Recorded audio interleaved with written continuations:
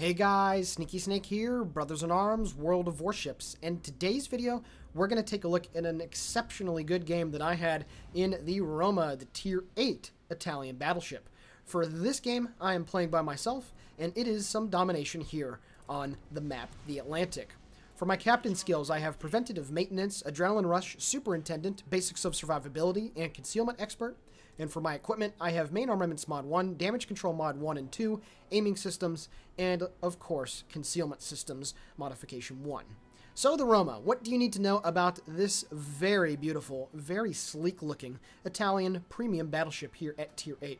Well, for this replay, this was my very first game in the ship, and I would argue that this is, without question, the best game that I've ever had in a ship in my first battle with it. There's a couple others that come to mind, like the Jianhui, I believe, the Tier 4 Pan-Asian Destroyer, where my first two games were double Krakens.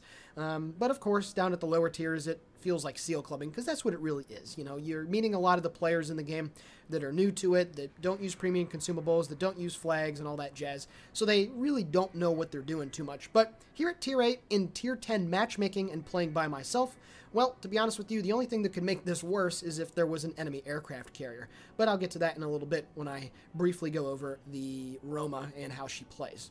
But yeah, this game is absolutely ridiculous. I get a ton of damage, I get a ton of kills. The experience gain is ridiculous as well. This is just about as good of a game as you could expect, or as good of a game as you could probably have in your first go on the ship, because of course you got to know all the little nuances of it. You got to understand the strengths, mitigate the weaknesses, and all that. And this one is just a dandy. So please sit back, relax, and enjoy. So the Roma, what do you need to know about it? Well, for the survivability piece, it has 65,400 hit points, which is about the median for a Tier 8 battleship. Some of the Germans have more hit points, and some of the other designs, like the French, the Richelieu, and the Gascon, have less, so you fall right about in the middle for the sweet spot. Now, with the armor, it is both a blessing and a curse. Your belt armor is extremely thick, but you have a citadel that extends slightly above the waterline. So this actually, at least from an armor perspective, feels like a battleship from back in 2016, when most of the battleships in the game at that time had citadels that were at least at the waterline, if not above it.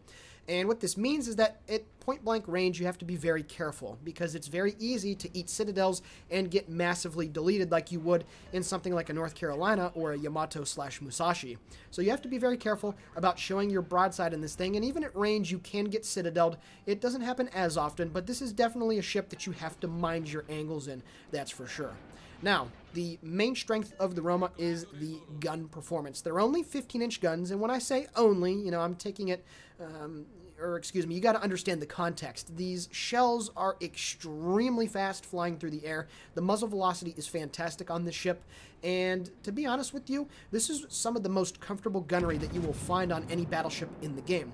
Now, the dispersion isn't the best, and this is kind of in keeping with historical accuracy. Italian ships in general have, in theory anyway, really good performing AP, really good performing high explosive. The muzzle velocity is great, but because of that, the accuracy, or shall I say the inaccurate nature of the guns, is something that you do have to take into account with this ship.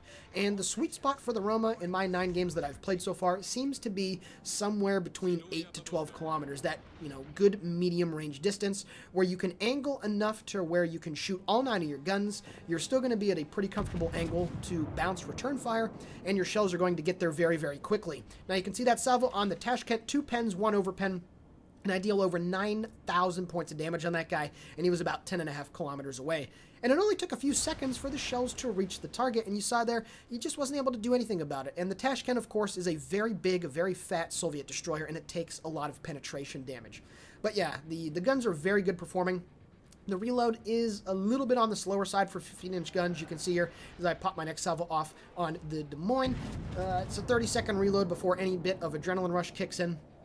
And you can see, though, again, look how quickly the shells get to the target. On a shot that's 14 kilometers, it only takes a little less than 9 seconds for the shells to reach there, which is really, really good. Another thing about the Roma is that it has excellent turning turrets. So if you need to change sides and you need to maneuver a little bit, your turrets are going to be able to stay on target.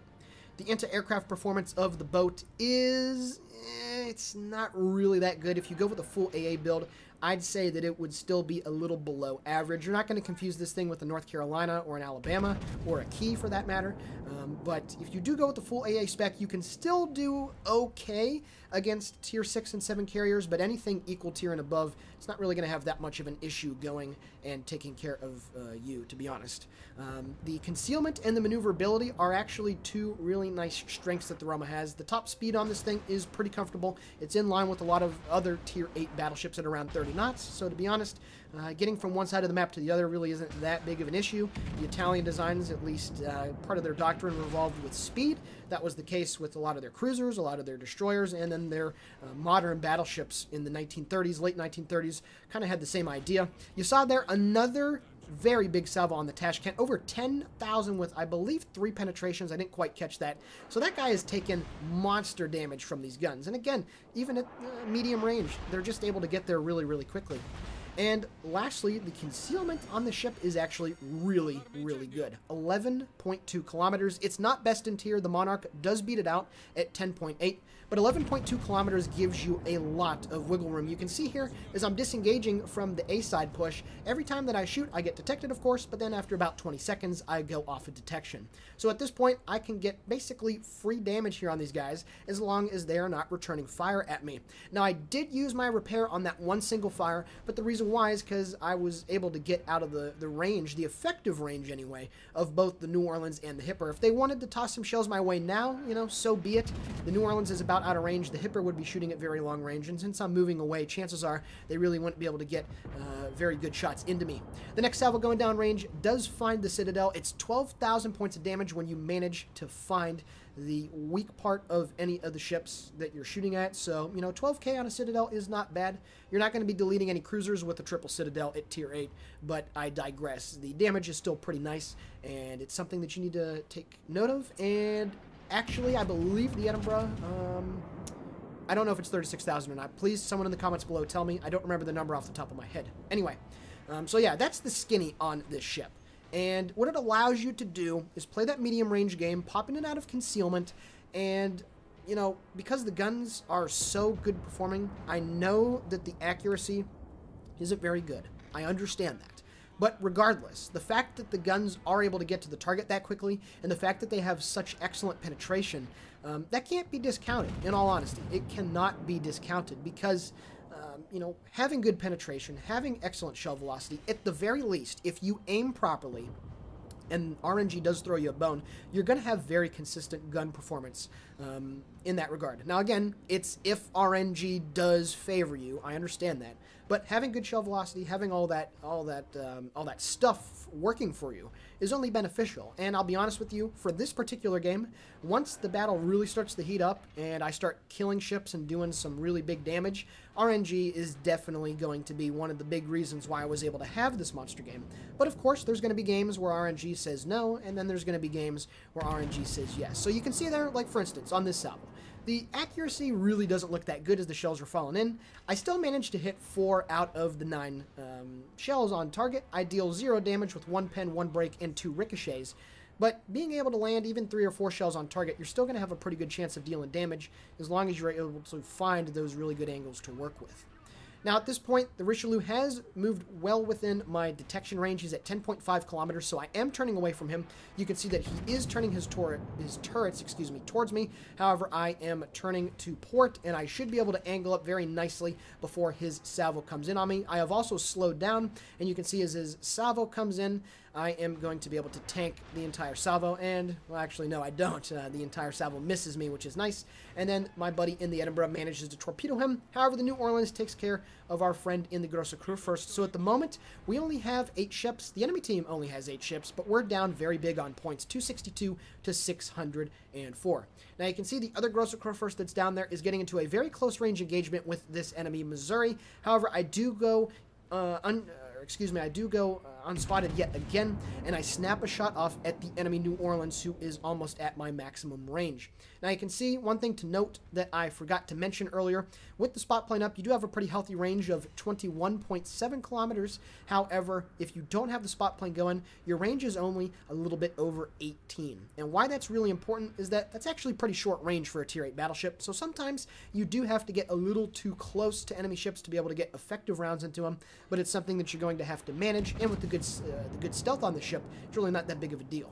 Alright, so here is when the shenanigans begin. This salvo on the Missouri, get a double citadel, double penetration, dealing almost 30k points of damage to that guy, and I finish him off in style, pick up my first kill of the game on that tier 9 premium American battleship, and now I am switching my focus and my attention to this Charles Martel, who is trying to chase down the friendly Shimikaze. Now, I'm not sure why this guy's doing this, and I have no idea how he didn't realize that I'm here. He's on 31,000 hit points. My next salvo is ready to go. The guns shoot. He gets chunked a little bit, and then I get another double citadel, 21,000 points of damage with another big hit. I pick up my first devastating strike, and I kill that tier 8 French heavy cruiser. So now I've almost gotten to 100,000 points of damage.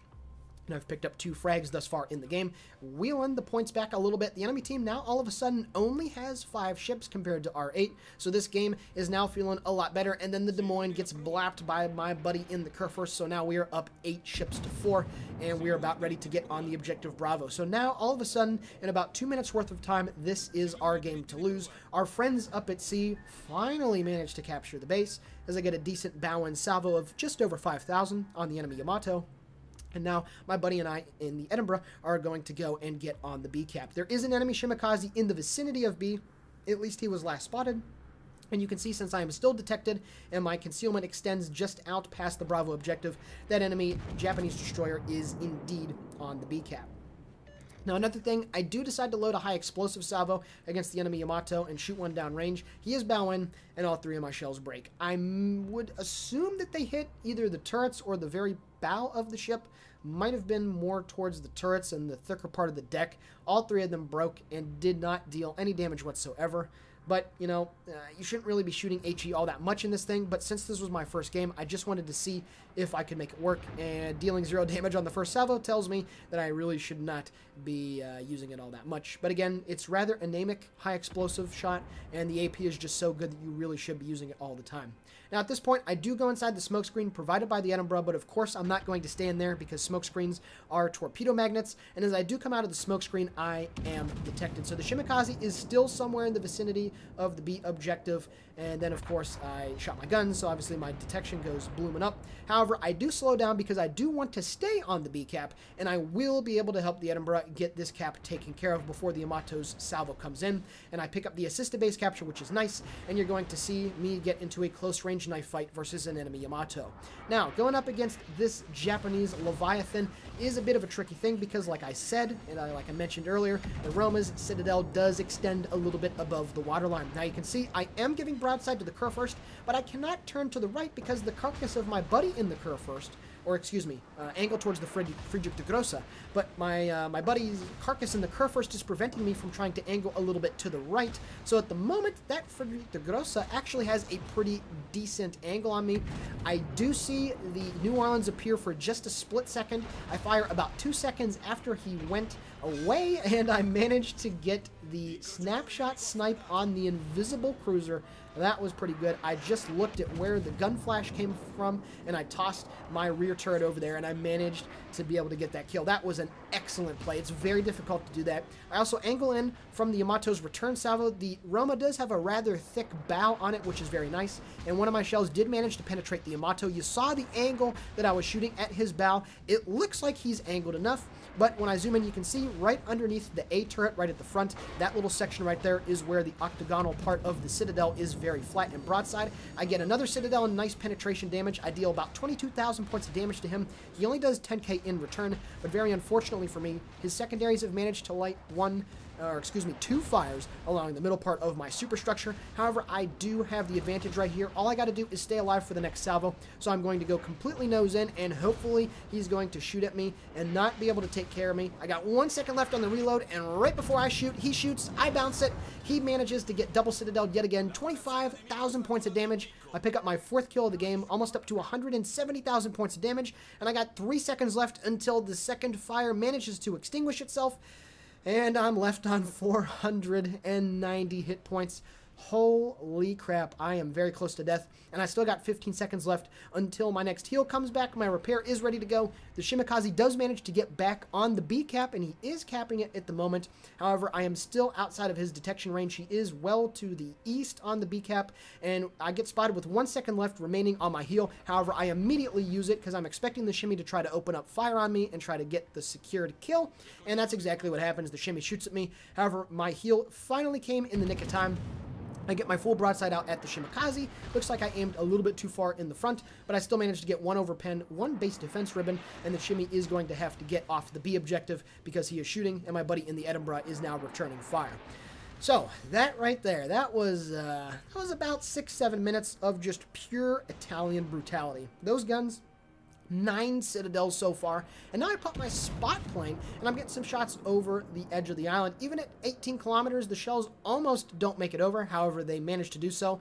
And when RNG throws you a bone, even shooting at long range, there we go. I have 7 out of the 9 shells penetrate or hit the Friedrich the Grosse, dealing about 13,000 points of damage. And you can see at this point, I decide to come to a stop because he is slowly closing the distance, but I still want to be able to shoot over. And there's that little dip in the island right there that I'm able to lob more shells over. So I'm just going to creep forward in this position and utilize that part of the terrain to be able to shoot over. The next salvo going in, some more awesome penetrations. I pick up Confederate and deal another 13,000 points of damage to that guy. Very nice stuff. You can see, like I mentioned earlier, RNG was hooking me up with this performance, with this game, and hopefully my next salvo will be able to get the kill here. We're going to go and take a look at these shells flying in on the target. He's at 5,800 hit points. Will I be able to pick up the Kraken in this game? And yes, sir, Bob. 1 penetrating hit, 4,500 points of damage. I pick up the Kraken Unleashed and just go over 200,000 points of damage in this game. And I gotta say, that game was pretty freaking sweet. I know RNG hooked me up, but you know what? When RNG does bless you, you can have some awesome games. And I think that I showcased the big strength of the Roma. Again, the great gun performance, sans the accuracy at times, the pretty good armor that, if you angle properly, still allows you to play the medium range game pretty nicely. And then, of course, the excellent concealment, which allows you to move from one place to the other and set up the engagements and dictate it on your own terms. Alrighty guys, taking a look now at the post-battle results. 1.33 million credits received, 8,700 total XP earned. This, of course, was the first win of the day. I picked up Confederate, Devstrike, Dreadnought, and Kraken Unleashed, dealing 200,000 points of damage off of 73 shell hits. I had 9 citadels, sank 5 enemy ships, had 5 base defense ribbons, 1 assisted base capture, and 6 secondary hits. Taking a look at the team score, 2,911 base XP in my first game. This is a new record for me for my first game in a ship. And I gotta say, in a tier 10 matchmaking, by myself with no division mates to count on, I gotta say that this was a monster carry and one of my best battleship games that I've had overall in the past couple of months. So I really hope you guys enjoyed this game as much as I had playing in it, and I really have enjoyed my time in the Roma. This is a ship that I've just really liked playing, and I am definitely going to grind a little bit more of it here in the near future. So with that being said, this is the Sneaky Snake for Brothers in Arms World of Warships signing off. Guys and gals, please consider giving the video a like, commenting on it, or possibly subscribing to the channel. All of it is very much appreciated.